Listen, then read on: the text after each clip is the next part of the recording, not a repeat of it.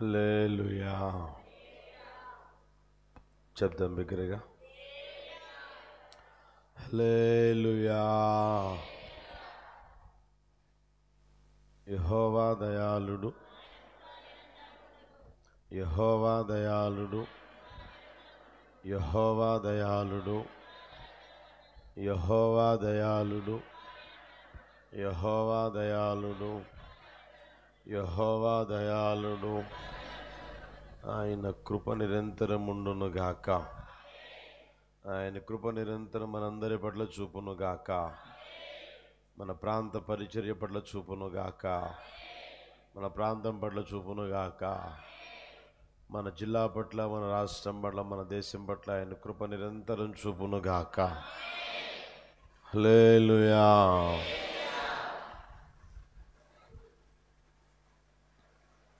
కొద్ది సమయం దేవుని మాటలు విందాం. లూకాసు వర్తమానం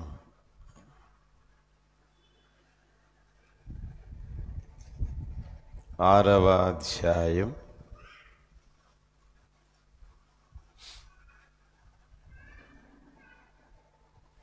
21వ వచనం.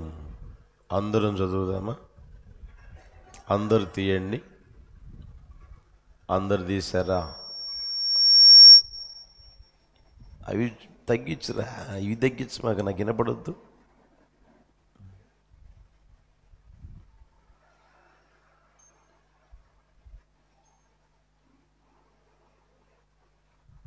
హల్లెలూయా. చదువుదామా? ఇప్పుడు ఆకలి గొనుచున్న మీరు ధన్యులు, మీరు తృప్తిపరచబడుదురు. ఇప్పుడు ఏడ్చుచున్న మీరు ధన్యులు, మీరు నవ్వుదురు. యేసు ప్రభువారు సశరీరుడిగా ఈ లోకంలో సంచరిస్తున్న రోజుల్లో చెప్పిన మాటలు. ఇప్పుడు ఆకలి కొనుచున్న మీరు ధన్యులు. ఎందుకు అని అంటే తృప్తిపరచబడతారు అని రాయబడి ఉంది. ఎవరెవరైతే, ఎంతమంది అయితే ఆకలి కొని ఉంటారో వారందరూ తృప్తిపరచబడతారు అని యేసు ప్రభువారు చెప్పారు. ప్రియమైన వాళ్ళారా, ఈ లోకంలో మనిషి బ్రతికినంతకాలం తప్పకుండా ఆకలి అనేది అవుతుంది, ఆకలి అనేది ఉంటుంది. ఒకవేళ ఆకలి లేదు అని అంటే ఆ వ్యక్తి అనారోగ్యంతో ఉండాలి, లేదా చెప్పండి, చనిపోయి ఉండాలి. అనారోగ్యంతో ఉంటే ఆకలి కాదు, చనిపోయిన వానికి ఆకలి కాదు. ఎంతకాలం అయితే బ్రతికి ఉంటారో అంతకాలం ప్రతి ఒక్కరికి ఆకలి అనేది ఉంటుంది. అదేవిధంగా ఆత్మ సంబంధంగా బ్రతికి ఉంటే వారికి ఆకలి అనేది ఉంటుంది. ఆత్మ సంబంధంగా చస్తే ఆకలి అనేది ఉండదు. ఆకలిలో 2 రకాలు ఉన్నాయి. శరీర సంబంధమైన లేదా బహిరంగంగా ఉండే ఆకలి. శరీర సంబంధమైన ఆకలి అంటే మీ అందరికీ బాగా తెలుసు. ఆకలి అయినప్పుడంతా కడుపుకి అంత తింటానే ఉంటాం. అది శరీర సంబంధమైన ఆకలి. ఇంకా దాన్నే అంటారు బహిరంగంగా ఆకలి. అంటే ఈ రోజున చూడండి, ఈ అశాశ్వతమైన లోకంలో సంపాదించాలి అనే ఆకలి ఉంటుంది. ధనాన్ని సంపాదించాలి, వెండి సంపాదించాలి, వజ్రవైడూర్యాలు సంపాదించాలి, ఆస్తిని సంపాదించాలి, పేరు ప్రఖ్యాతులు సంపాదించాలి అనే ఆకలి కూడా ఉంటుంది. ప్రియమైన వాళ్ళారా, ఎంత ఈ లోకంలో వెండి బంగారాలు సంపాదించిన, ఆస్తి సమకూర్చుకున్న, పేరు ప్రఖ్యాతులు కలిగి జీవిస్తూ ఉన్న వ్యక్తి అయినా, ప్రియమైన వాళ్ళారా, అవి అనుభవించేదానికి మానసికమైన ప్రశాంతత ఉండాలి. మానసికమైన ప్రశాంతత ఉండగలగాలి. చూడండి, ఈ రోజున మానసిక ప్రశాంతత అనేది లేక మనిషి పాపబంధకాల చేత బంధింపబడి అంతు తెలియని రోగాలతో బాధపడుతూ ఉన్నాడు. అంతు తెలియని రోగం. ఆ వ్యక్తి ట్రైన్ డ్రైవరు.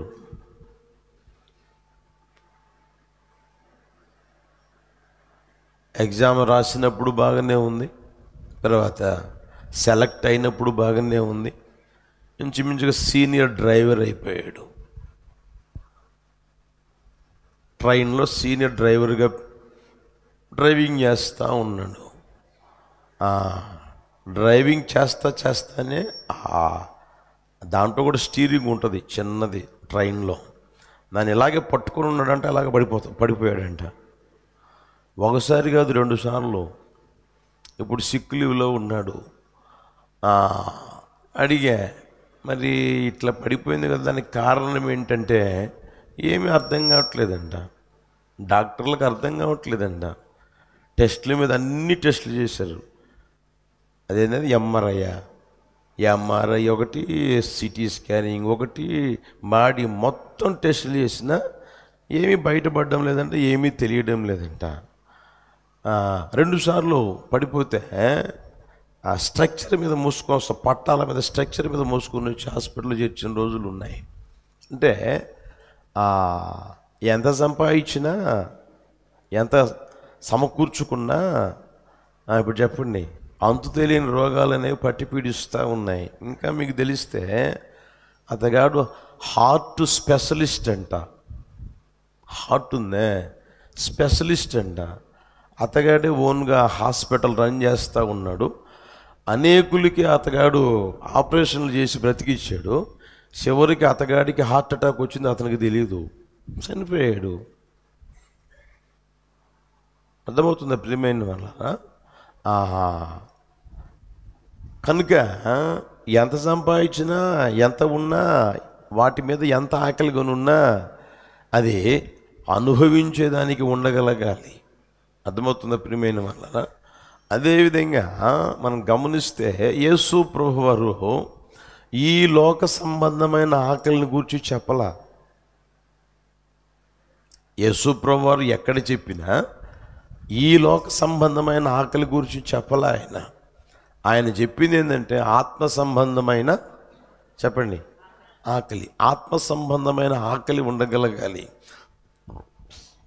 అది లేకపోతే దేవుడు ఏం చేస్తారో చూడండి. 8వ అధ్యాయం 3వ వచనం తీయండి. ద్వితీయోపదేశకాండం 8వ అధ్యాయం 3వ వచనం. 8వ అధ్యాయం 3వ వచనం చూడండి.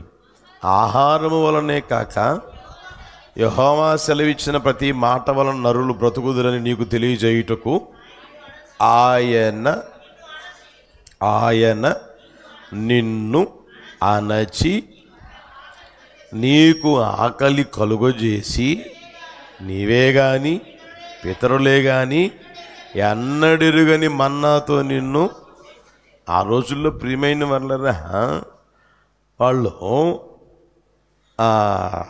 ఇష్ట ప్రకారం నడిపించబడుతూ ఉంటే ఆకలి కలుగు చేశాడంట. ఎలా అంటే నిన్ను అణచి ఆకలి కలుగు చేసి, ఏమండి, ఆ 40 సంవత్సరాలు ఇశ్రాయేలు ప్రజల్ని వాళ్ళ పితరులు ఎన్నడెరుగని మన్నాతో ఆయన ఏం చేశాడంటే పోషించాడు అని రాయబడి ఉంది. అంటే దేవుడు అన్ని కాలాలలో ఉన్నవాడు. భూతకాలంలో ఉన్నవాడు, వర్తమాన కాలంలో ఉన్నవాడు, భవిష్యత్ కాలంలో ఉన్నవాడు. నిన్న నేడు నిరంతరం ఏకరీతిగా ఉన్నవాడు కనుక, ఆయన జగన్నాట సూత్రధారి కనుక ఆయన ఏమంటే ప్రతి ఒక్కరిని చూస్తూనే ఉంటాడు, ప్రతి ఒక్కరి గురించి ఎరిగే ఉంటాడు. కాబట్టి అన్ని కాలాలలో అందరినీ అణిచాడు, ఆకలి కలుగు చేశాడు, తర్వాత వారిని పోషించి నడిపించినట్లుగా కూడా దేవుని వాక్యం మనకు స్పష్టంగా తెలియజేస్తూ ఉంది. అందుకని ఏమండి ఆత్మ సంబంధమైన ఆకలి అనేది చాలా ప్రాముఖ్యమైనది. ఆత్మ సంబంధమైన ఆకలి ప్రియమైన వాళ్ళరా ఒకవేళ లేకపోతే ఆయన ఎన్ని విధాలుగా అయినా నలగొడతాడు, ఎన్ని విధాలుగా నలుపుతాడు. నలపడం వేరు, నలగొట్టడం వేరు. అర్థమవుతుందా? ఓ ప్రక్కన నలుపుతానే ఉంటాడు, ఓ ప్రక్కన నలగొడతానే ఉంటాడు ప్రియమైన వాళ్ళరా. అర్థమవుతుందా?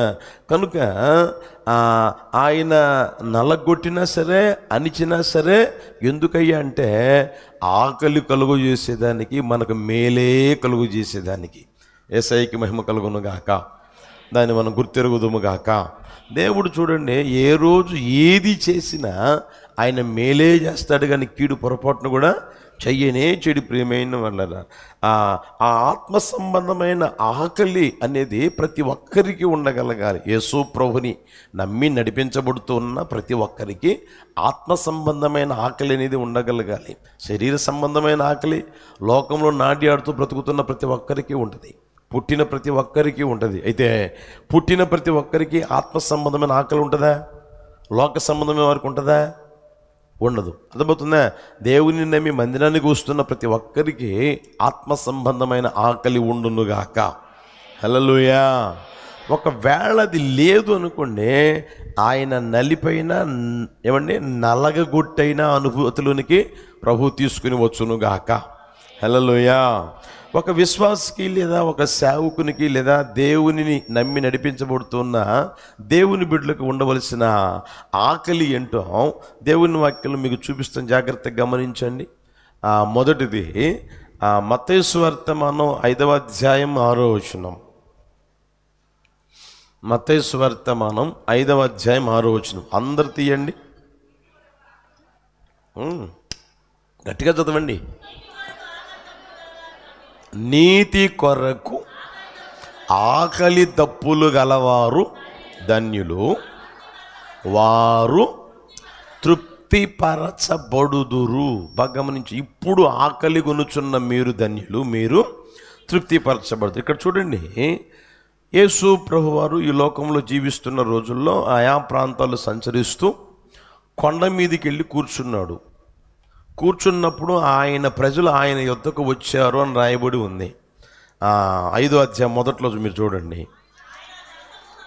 ఆయన జనసమూహమును చూచి కొండ ఎక్కి కూర్చుండగా ఆయన శిష్యులు ఆయన యొద్దకు వచ్చిరి. అప్పుడు ఆయన నోరు తెరిచి ఇలాగ బోధింపసాగెను అని ఉంది. చూడండి, యేసు ప్రభువారి దగ్గరికి వచ్చిన వారికి ఆయన చెప్పాడు ఆ మాటలు. 5వ అధ్యాయం, 6వ అధ్యాయం, 7వ అధ్యాయాన్ని కొండ మీద ప్రసంగము అంటారు. ఆ ప్రసంగంలో చెప్పిన ఆ మాటలు మనం గమనిస్తే దేవుడు అంటాడు, యేసయ్య చెప్పిన మాట ఏంటంటే నీతి కొరకు ఆకలి దప్పులు గలవారు ధన్యులు, వాళ్ళు తృప్తిపరచబడతారు అని ఉంది. అంటే నీతి కొరకు ఆకలి దప్పులు అనేవి ఉండగలగాలి ప్రియమైన వాళ్ళరా. మన వ్యక్తిగత జీవితంలో నీతి కొరకు ఆకలి దప్పులు కలిగి ఉండాలి అని అంటే ముందుగా ప్రతి ఒక్కరూ నీతిగా మారగలగాలి, నీతిమంతులుగా మారగలగాలి. ఈ లోకంలో పుట్టిన ప్రతి మనిషి ఎవరు అంటే పాపి అని రాయబడింది దేవుని వాక్యంలో. తల్లి పాపము, తండ్రి జన్మ పాపము, కర్మ పాపము ఒక్కొక్క మనిషిని పట్టి పీడిస్తూ ఉన్నాయి. ఆ పాపము చేత నువ్వు ఏ పనులు చేసినా సరే మనిషి అనుకుంటాడు నేను నీతి కలిగిన పనులు చేస్తున్నాను అనేది. సత్రాలు పెట్టడం, సందర్భంలో తిరగడం, ఆ తర్వాత 10 మందికి ఛార్జీలు పెట్టుకొని గుడి చుట్టూ తిప్పడాలు, గోపురాల చుట్టూ తిప్పడాలు, ఆ తర్వాత సలివేంద్రం పెట్టడాలు, ఆ తర్వాత ఇవన్నీ అంత బట్ట ఇవ్వడాలు, అంత అన్నం పెట్టడాలు చేస్తూ ఉండి అతగాడు అంటాడు నేను నీతి పనులు చేస్తున్నాను అని. అయితే దేవుని వాక్యం చెప్తున్నది ఏంటంటే మనిషి నీతి అంతా దేవుని దృష్టికి ఎలాంటిది అంటే మురికి గుడ్డలు లాంటిది అని ఉంది. నీకేమో అది నీతిగా అనిపిస్తుంది, దేవుని దృష్టిలో ఏమో అది మురికి గుడ్డల్లాగా ఉంటుంది. ఈ మురికి గుడ్డల్లాంటి నీతి కలిగిన ఆ మనిషి ఇప్పుడు ఏం చేయాలి అంటే దేవుని నీతిని పొందుకోగలగాలి. హల్లెలూయా, హల్లెలూయా. దేవుని నీతిని ఎలా పొందుకుంటావా అంటే ఎప్పుడైతే నీ వ్యక్తిగత జీవితంలో నీ మనసును మార్చుకొని యేసు ప్రభుని సొంత రక్షకునిగా అంగీకరించి ఆయన యొద్దకు వచ్చి ఏమండి నమ్మి బాప్తిసం ఎప్పుడైతే పొందుతావో ఆయనని ధరించుకొందువుగాక. హల్లెలూయా. నమ్మి బాప్తిసం పొందువాడు రక్షింపబడతాడు, నమ్మని వానికి శిక్ష విధింపబడుతుంది. క్రీస్తు యేసులోనికి బాప్తిసం పొందిన మీరందరూ క్రీస్తును ధరించుకొని ఉన్నారు అని గలతీ పత్రిక తీయండి, 3వ అధ్యాయం 27వ వచనం చూడండి. గలతీ పత్రిక 3వ అధ్యాయం 27వ వచనం. క్రీస్తులోనికి బాప్తిస్మము పొందిన మీరందరూ క్రీస్తును ధరించుకొని ఉన్నారు. బాగా గమనించండి, క్రీస్తులోనికి ఎప్పుడైతే ఒక వ్యక్తి మారు మనసు పొంది బాప్తిసం అనేది పొందుతాడో ఏమండి ఆ వ్యక్తి ఎవరయ్యా అంటే క్రీస్తుని ధరించుకొని ఉన్నాడు. హల్లెలూయా. నేను మీకు చెప్తుంటాను కదా, ఎవరన్నా ఒక మాట నన్నంటే నేనేం పెద్ద బాధపడను, నన్ను తిట్టినా లేకపోతే నోటికొచ్చినా మాట్లాడినా నేనేం పెద్ద బాధపడను అని చెప్పా. ఎందుకని? నేను క్రీస్తుని ధరించుకున్నాను కాబట్టి. నన్ను అన్నదెవరు? ఇప్పుడు నన్ను అన్నవాళ్ళు ఎవరు అన్నట్టు చెప్పండి? ఎందుకు? ఆయన్ని ధరించుకున్నాను కాబట్టి. అర్థమవుతుందా? ఆ స్థితిలోనికి మన జీవితం రాగలగాలి. క్రీస్తులోనికి ఎవరైనా బాప్తిసం పొందితే ఆ వ్యక్తి ఎవరయ్యా అంటే ఇప్పుడు చెప్పండి, క్రీస్తును ధరించుకొని ఉన్నాడు. అర్థమవుతుందా? క్రీస్తుని ధరించుకొని ఉండడం అని అంటే ప్రియమైన వాళ్ళరా ఆయన ఎవరై అంటే నీతిమంతుడైన దేవుడు. హల్లెలూయా. ఆ మాట కూడా చూస్తానా? కొరింథీ మొదటి పత్రిక 1వ అధ్యాయం 31వ వచనం చూడండి. కొరింథీ మొదటి పత్రిక 1వ అధ్యాయం 31వ వచనం. అతిశయించువాడు ప్రభువునందే అతిశయింపవలని వ్రాయబడి ఉన్నది నెరవేరునట్లు దేవుని మూలముగా, బాగా గమనించి, దేవుని మూలముగా ఆయన అంటే ఎవరు? యేసయ్య మనకు జ్ఞానమును నీతియు పరిశుద్ధతయు విమోచనము ఆయను. క్రీస్తు ఎవరయ్య అంటే నీతి, మనకు నీతిగా మారాడు. ఎప్పుడైతే క్రీస్తులోనికి మనం బాప్తిసం పొందుతామో అప్పుడు మనం దేవుని నీతిని ధరించుకున్నట్లు. ప్రియమైన వాళ్ళరా ఆ మాటని మీరు పరిసయ్యులు శాస్త్రుల గురించి మనం గమనించగలిగితే వాళ్ళు దేవుని నీతిని నిరాకరించినది ఉంటుంది, దేవుని నీతిని నిరాకరించినని ఉంటుంది. యేసు ప్రభు బాప్తిసం పొందినప్పుడు అన్న మాట ఏంటంటే ఈలాగు దేవుని నీతి నెరవేర్చుట మనకు తగి ఉన్నది అంటాడు. అర్థమవుతుందా? బాప్తిసం పొందడం అనేది దేవుని నీతి. ప్రియమైన వాళ్ళరా అర్థమవుతుందా? యేసు ప్రభు మనకు నీతిగా మారాడు కాబట్టి ఆయన మనం ధరించుకుంటే నీతిని ధరించుకున్నట్లు. ఇప్పుడు చూడండి, నీతిని ఎప్పుడైతే ధరించుకొని నడిపించబడతా ఉంటారో వాళ్ళు ఏ స్థితిలోనికి రావాలి అంటే నీతి కొరకు ఆకలి దప్పులు కలిగిన వారుగా మారగలగాలి. హల్లెలూయా, హల్లెలూయా. అర్థమవుతుందా? నీతిని ఎప్పుడైతే ధరించుకుంటావో నీతి కొరకు ఆకలి దప్పులు నీకు ఉండగలగాలి. ఇప్పుడు మీకు ఇంకా అర్థమైందని చెప్తాను చూడండి. ఎగ్జామ్ రాసావు, పాస్ అయ్యావు, ఇంటర్వ్యూ లెటర్ వచ్చింది, ఇంటర్వ్యూకి వెళ్ళిపోయావు. ఇంటర్వ్యూకి వెళ్ళిపోయిన తర్వాత అక్కడ అడగాల్సిన ప్రశ్నలు అడిగి నీకు సెలెక్ట్ చేసి కాల్ లెటర్ పంపిస్తే చేరావు. చేరిన తర్వాత నువ్వు ఎవరి కోసం పనిచేయాలి చెప్పరా పండే? ఫ్యాక్టరీలో చేరిన తర్వాత, ఇంటర్వ్యూలో చేరిన తర్వాత ఎవరి కోసం పనిచేయాలి? వారి కోసమే కదా, అవునా కదా? అదేవిధంగా క్రీస్తులోనికి నువ్వు బాప్తిసం పొందిన తర్వాత ఆయన నీతి కాబట్టి నీతి కొరకు నీ జీవితంలో ఆకలి దప్పులు కలిగి జీవించదువుగాక. హల్లెలూయా. ఆ స్థితిలోనికి ఈ రోజున మనం రావాలని ప్రభు కోరుకుంటా ఉన్నాడు. నీకు ఉండవలసిన ఆకలి లేదా నాకు ఉండవలసిన ఆకలి, మన అందరికీ ఉండవలసిన ఆకలి ఏంటయ్యా అంటే ఏమండి నీతి కొరకు మనకు ఆకలి ఉండగలగాలి. నీతి ఎవరంటే నజరేయుడైన యేసయ్య కొరకే నీకు ఆకలి ఉండగలగాలి. హల్లెలూయా. యేసయ్య మీదే నీకు ఆకలి ఉండగలగాలి. ఆ స్థితిని ఈ రోజున ఒకసారి గమనించి ప్రియమైన వాళ్ళరా, ఈరోజు చాలామంది చూడండి, ఏమ్మా ఎందుకు వస్తున్నావు మందిరానికి అని అంటే, దేవుడా నా కడుపులో గడ్డ బాగు చేశాడు. ఎందుకు వచ్చిందంటే మందిరానికి చెప్పొచ్చుగా, గట్టిగా చెప్పండి. ఇంకెందుకు వచ్చావు? ఉద్యోగం ఇచ్చాడు. ఇంకెందుకు వచ్చావు? సంతానం ఇచ్చాడు. ఇంకెందుకు వచ్చావు? ఇల్లు ఇచ్చాడు. ఇంకెందుకు వచ్చావు? మంచి సంబంధం కూడా చేశాడు, మంచి సంబంధం కూడా ఇచ్చాడు దేవుడు. అర్థమవుతుందా? యేసయ్య చేసిన వాటి మీద కాదు నీకు మనసు ఉండాల్సిందే, ఆకలి ఉండాల్సింది, అవి కాదు నువ్వు తలంచాల్సింది.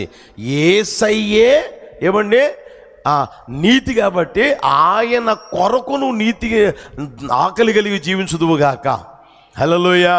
ఆయన చేసిన వాటి కొరకు, వాటి మీద కాదు నీకు ఆకలి ఉండాల్సిందే, అవి కాదు నువ్వు స్మరించాల్సింది. ప్రియమైన వాళ్ళరా, అవి ఇచ్చిన యేసయ్య నీకు ముఖ్యం. ఉద్యోగం ఉందా? ఉద్యోగం ఇచ్చిన యేసయ్య నీకు ముఖ్యం, ఉద్యోగం కాదు. వ్యాపారం ఇచ్చిన యేసయ్య నీకు ముఖ్యం, వ్యాపారం కాదు. సంబంధం కాదు నీకు ముఖ్యం, సంబంధం ఇచ్చిన చెప్పండి యేసయ్య నీకు ముఖ్యం. అక్కడ రాయబడిన మాట గమనిస్తే ప్రియమైన వాళ్ళరా, నీతి కొరకు నువ్వు ఆకలి దప్పులు కలిగి ఉండగలగాలి. నీతి యేసయ్య. హల్లెలూయా. మీకు అర్థమయ్యేదానికి ఒక మాట చూపిస్తాను చూడండి ప్రియమైన వాళ్ళు. 63వ కీర్తన మొదటి వచనం చూడండి. 63వ కీర్తన మొదటి వచనం. దేవా నా దేవుడవు నీవే, వేకువనే బాగా గమనించ, నిన్ను వెతుకుదును, నీ నీ తర్వాత చూడనా, నేనెంతో ఆశతో నీ తట్టు, తర్వాత నీళ్లు లేక ఎండున్న దేశమందు నా ప్రాణము నీ కొరకు, నీ కొరకు. హల్లెలూయా. ఆ మాటలు మీరు చూడండి, నీ కొరకు, నీ నీ అని ఆ మాట గమనించగలగాలి ప్రియమైన వాళ్ళారా. మన వ్యక్తిగత జీవితంలో యేసయ్య ద్వారా కలిగిన వాటి కోసం కాదు, కానీ మనకు ఆకలి ఉండాల్సిందే. అమ్మో ఉద్యోగం ఇచ్చాడండి, ఉద్యోగం జాగ్రత్తగా చూసుకోవాలి. వ్యాపారం ఇచ్చాడండి, వ్యాపారం జాగ్రత్తగా చేసుకోవాలి, కాదనట్ల తప్పులేదు, అది అర్థమవుతుందా? అయితే అది ఇచ్చింది ఎవరు నీకు? నజరేయుడైన యేసయ్య. ఆయన నీకు ముఖ్యం, నీకు ప్రాముఖ్యమైన వారు ఎవరు అంటే నజరేయుడైన యేసు. అందుకని ఆయన చూడండి, ఇప్పుడు ఆయన దావీదు మహారాజు గమనించండి ఒకసారి, గొర్రెలు కాసుకుంటా ఉన్నాడు, ఎండకి ఎండుతూ ఉన్నాడు, వర్షానికి తడుస్తూ ఉన్నాడు. ఇంట్లో వాళ్ళు పట్టించుకోలేదు, వీధిలో వాళ్ళు పట్టించుకోలేదు. ఏమండి చివరికి దేవుడు పంపించాడు ఆ ఇంటికి. దేవుడు అభిషేకించిన తర్వాత రాజ్యాన్ని పరిపాలించి రాజుగా చేశాడు కొన్ని సంవత్సరాల తర్వాత. అర్థమవుతుందా? ఇప్పుడు ఆయనకి రాజ్యము ఉంది, సింహాసనం ఉంది, వెండి ఉంది, బంగారం ఉన్నాయి, మణిమాణిక్యాలు ఉన్నాయి. అర్థమవుతుందా? ఆయన గారు దేవునికి ఇచ్చిన కానుకలు మనం గమనిస్తే ప్రియమైన వారా, ఇక్కడి నుంచి 2 కిలోమీటర్లు నిలబడతాయి లారీలు. లెక్కేస్తే ఇక్కడి నుంచి 2 కిలోమీటర్లు నిలబడతాయి లారీలు. అంత కానుక ఇచ్చాడు దేవునికి, వెండి కానీ బంగారం కానీ ఇత్తడి కానీ ఏవైనా సరే లెక్క పెడితే. అర్థమవుతుందా? అయితే చూడండి, ఆయన అయ్యా బంగారం మీద నాకు మనసు పోతుంది, వెండి మీద నాకు మనసు పోతుంది, వెండి కోసం నేను ఆకలి దప్పులు కలిగి ఉన్నాను, రాజ్యం కోసం ఆకలి దప్పులు కలిగి ఉన్నాను, సింహాసనం కాపాడుకునేదానికి ఉన్నాను అన్నాడా? ఏమంటున్నాడు ఆయన? నా దేవుడవు నీవే, నీ కొరకు, నీ కొరకు, నీ కొరకు, నీ కొరకు. యేసయ్యకి మహిమ కలుగును గాక. ఈరోజున ప్రియమైన వాళ్ళరా, యేసయ్య ఇచ్చిన వాటి కొరకు కాదు నీకు ఆకలి ఉండాల్సింది, లేదా ఇవ్వబోయే వాటి కోసం కాదు. కొన్ని విషయాలు నీ జీవితంలో చేశాడు, కొన్ని విషయాల కోసం నువ్వు ఎదురు చూస్తూ ఉన్నావు. ఎదురు చూడడం తప్పని కాదు, పొందుకోవడం తప్పని కాదు, కనిపెట్టుకోవడం తప్పని కాదు నేను చెప్పేది. అవి కాదు మనకు ముఖ్యం. హల్లెలూయా. అర్థమవుతుందా? ఉద్యోగం లేదా? ఇస్తాడు ఇస్తాడు ఇస్తాడు ఇస్తాడు, తప్పకుండా ఇస్తాడు, కాదనట్లా. అది కాదు నీకు ముఖ్యం. ఎవరు నీకు ముఖ్యం? ఇప్పుడు చెప్పండి గట్టిగా, నజరేయుడైన యేసయ్య నీకు ముఖ్యం. హల్లెలూయా. కనుకే నీతి కొరకు ఆకలి దప్పులు నీకు ఉండగలగాలి. యేసయ్య కొరకు నీకు ఆకలి ఉండాలి. నాకు యేసయ్య కావాలి, నాకు యేసయ్య కావాలి. బాధలు ఉన్నాయండి, మందిరానికి పోతున్నా కదా, బాధలు తొలగిపోలేదుగా, వేదన తొలగిపోలేదుగా, సమస్యలు తొలగిపోలేదుగా, అందుకు నేను మందిరానికి పోవడంలే. నా యేసయ్య కోసం నేను మందిరానికి పోతా ఉన్నా. హల్లెలూయా. నా యేసయ్య నాకు ఏదో ఇస్తాడని నేను మందిరానికి పోవడంలే, నా యేసయ్య కొరకే నేను మందిరానికి పోతున్నా. యేసయ్య ఏదో చేస్తాడని నేను మందిరానికి పోవడంలే, నమ్మడంలే. ఆయన నాకు కావాలి, ఆయన నాకు కావాలి, యేసయ్య నాకు కావాలి. హల్లెలూయా. అర్థమవుతుందా? సమస్యల్లో, బాధల్లో, ఇరుకుల్లో, ఇబ్బందులు ఈరోజు చాలామంది ప్రియమైన వాళ్ళరా, దేవుడు చేయలేదుగా, దేవుడు చేయలేదుగా, దేవుడు చేయలేదుగా. నీ బుద్ధి తెలిసి ఆయన ఎందుకు చేస్తాడు? నువ్వు ఎందుకు వస్తున్నావు ఆయన తెలుసు కదా. కలవరపడినే